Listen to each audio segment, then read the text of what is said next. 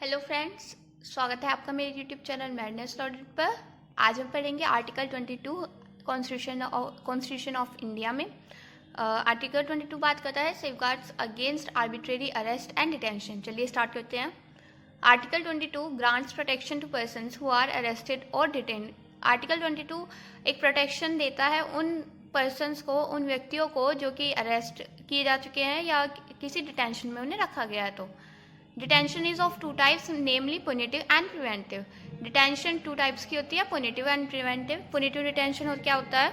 पुनिटिव detention is to punish a person for an offence committed by him after trial and conviction in court. Punitive detention में क्या होता है कि जब कोई पर्सन को अरेस्ट किया जाता है और उसके बाद उसे ट्रायल में ले जाया जाता है और उसे कन्विक्ट किया जाता है कोर्ट के द्वारा, तब जो डिटेंशन किया जाता है वो होता है पुनिटिव डिटेंशन। एंड इसके बाद है preventive detention. Preventive detention means detention of a person without trial and conviction by court. Its purpose is not to punish a person for a past offence but to prevent him from committing an offence in the near future. Preventive detention ये होता है कि उसे किसी भी trial, बिना किसी trial के या कोर्ट में उसे कन्विक्ट नहीं किया गया है, उसके बावजूद उसे डिटेंशन में रखा गया है एक पर्सन को। इसका जो मेन पर्पस होता है वो ये नहीं होता है कि जो एक पर्सन ने पास्ट में जो ऑफेंस किया है उसके लिए उसे पनिशमेंट किया जाए, नहीं, उसके लिए होता है कि जो वो फ्यूचर में कर सकता है जो ऑफेंस, उसे रोकने के लिए। So preventive detention is only a precautionary measure and based on suspicion. तो जो एक प्रिवेंटिव डिटेंशन किया जाता है एक पर्सन का, तो वो केवल एक प्रिकॉशनरी मेजर के टाइप का होता है और ये केवल सस्पिशन पर बेस होता है। Our constitution recognises preventive detention but also provides safeguards for it in article 21 and 22। हमारे कॉन्स्टिट्यूशन में प्रिवेंटिव डिटेंशन को रिकॉग्नाइज किया गया है बट सेफगार्ड्स भी दिए गए हैं आर्टिकल 21 एंड 22 में। In the A K. Gopalan versus state of Madras case of 1950, the Supreme Court, taking a narrow view of Article 21 and 22, refused to consider if the procedure established by law suffered from any deficiencies. A K. Gopal versus state of Madras जो 1950 का case था, उसमें supreme court ने एक narrow view लिया था article 21 और 22 का और मना कर दिया था कि procedure established by law suffer from any deficiencies के जो प्रोसीजर एस्टैब्लिश्ड बाय लॉ है वो किसी भी तरह की डिफिशियंसी से सफर कर रहा है। तो but later in 1978 in Manika Gandhi versus union of India the court widen the scope of the expression personal liberty considerably and interpreted it in its widest amplitude.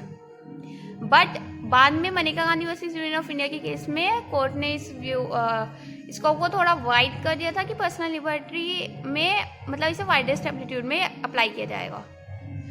Article 22 देख लेते हैं एक बार क्या होता है। Protection against arbitrary arrest and detention. सबसे पहली clause बात करती है no person who is arrested shall be detained in custody without being informed as soon as may be of the grounds for such arrest, nor shall he be denied the right to consult and to be defended by a legal practitioner of his choice.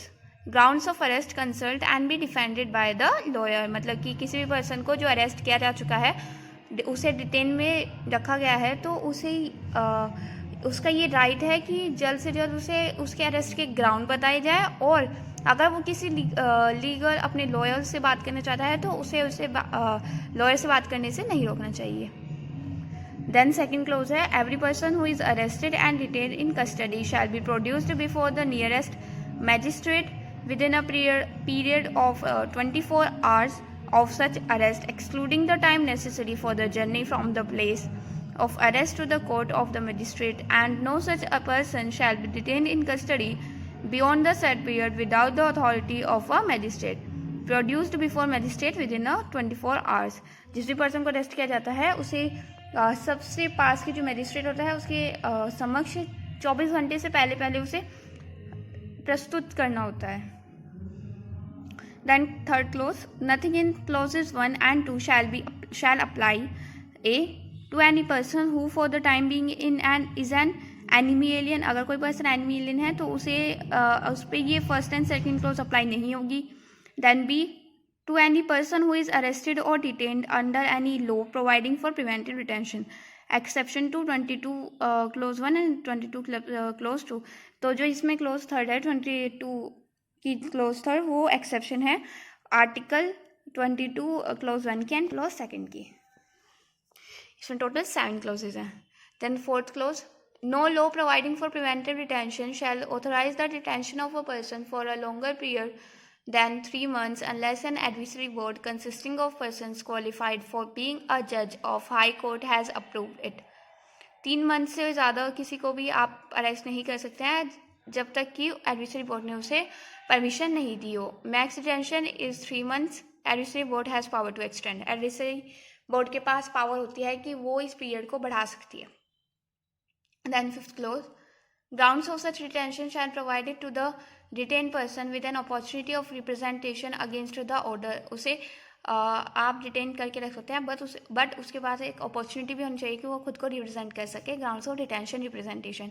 Then clause 6, facts which are against the public interest would not be disclosed under sub clause 5 exception to 20 clause 5.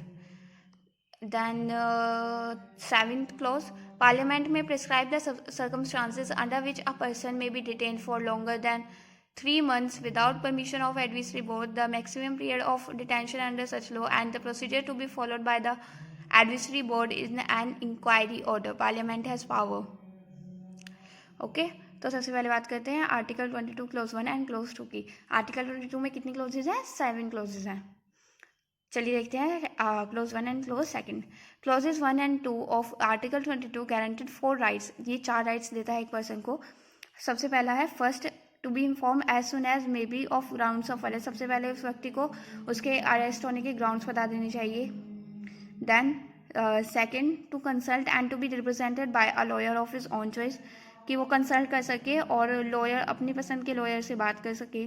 To be produced before magistrate within 24 hours, की उसे magistrate के सामने प्रस्तुत करना होगा 24 hours से पहले.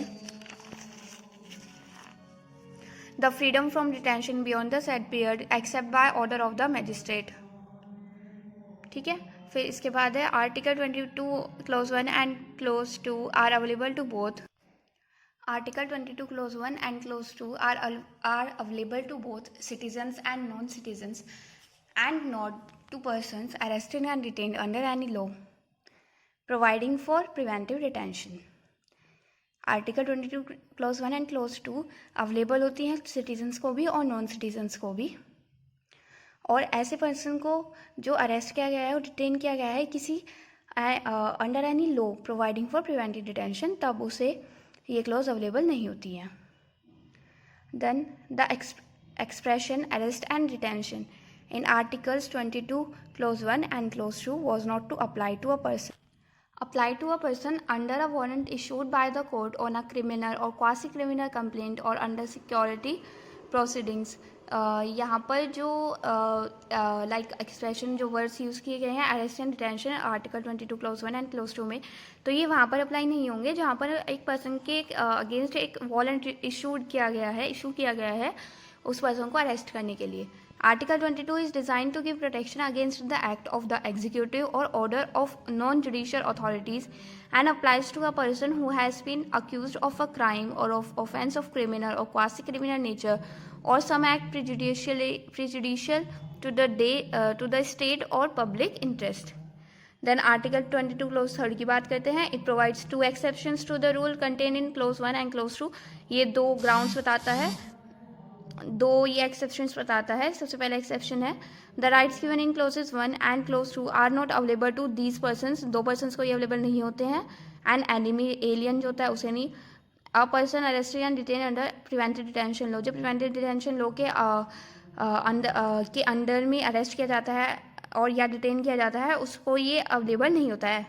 Article 22(1) close 1 and clause 2. Preventive detention law देख लेते हैं क्या होता है. The word preventive is used in contradistinction to the word punitive. It is not a punitive but a preventive measure. The Preventive Detention Acts. The first Preventive Detention Act was enacted by the Parliament on 26th February 1959. 26th February 1950 में सबसे पहला preventive detention act बनाया गया था. The object of the act was to provide for detention with the view to prevent any person from acting in a manner prejudicial to the defense of India and the relation of India with foreign state, the security of India or a state, or the maintenance of public order. The act was purely a temporary measure and was to have effect on 1st April 1951. ये सिर्फ एक temporary measure था जो ये act था preventive detention act, but और ये इसे हटा दिया गया इफेक्ट होने से 1 अप्रैल 1951 को. The Preventive Detention Law was devised in the form of Maintenance of Internal Security Act 1971 (MISA) in less than 2 years' time after the lapse of the first Preventive Detention Act 1950. जब Preventive Detention Act 1950 को हटा दिया गया था तो उसके बाद ये दोबारा रिफॉर्म होकर आया Maintenance of Internal Security Act 1971 के नाम से, MISA, इसकी शॉर्ट फॉर्म है MISA. The act was repealed by the Janata government in 1978 headed by Shrimati Indira Gandhi. की रिपेल हो गया था एक्ट जनता गवर्नमेंट के द्वारा 1978 में, जिसकी हेड थी Indira Gandhi ji. But in less than 2 years after the repeal of MISA, the caretaker government headed by mister Charan Singh again revived the preventive detention law in the form of prevention of black marketing and maintenance of supplies of essential commodities act. But जब ये act हटा दिया गया था, कौन सा वाला, Misa act हटा दिया गया था, तो उसके 2 साल मतलब 2 साल से कम के टाइम में ही गवर्नमेंट जो कि हेड की गई थी मिस्टर चरण सिंह के द्वारा, उसने इसे रिवाइव किया प्रिवेंटिव डिटेंशन लॉ को, और इसका नया नाम बदल के रखा prevention of black marketing and maintenance of supplies of essential commodities act. Within 3 weeks the government is required to place grounds of detention along with detenu's representation before the advisory board. 3 weeks के अंदर ही government को ये realise हुआ कि इसमें कुछ requirements और होनी चाहिए. The board must submit its report to the government within 7 weeks from the date of detention. जब डिटेंशन किया जाएगा उसके 7 weeks के अंदर जो एडविसरी बोर्ड होगा उसे गवर्नमेंट को रिपोर्ट देनी होगी. In 1980 the president issued the national security ordinance providing for preventive detention of persons responsible for communal and caste riots and other activities prejudicial to the country's security. It provides for detention up to a maximum period of 12 months. The detainee will be conveyed the grounds of detention within 10 days of his detention.